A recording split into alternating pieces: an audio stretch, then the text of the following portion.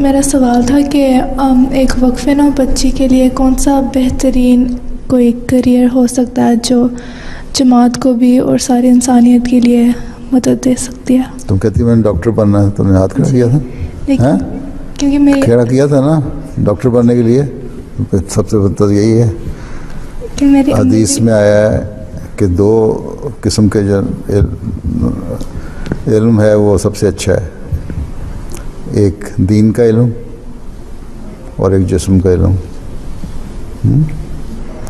So one is knowledge of religion, number two is knowledge of your body, that is medicine.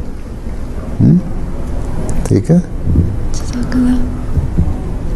और after that teaching is also good profession for girls. फिर language भी बन सकती हो, मुख्तलिफ languages सीखो, translation में काम करो, ठीक है।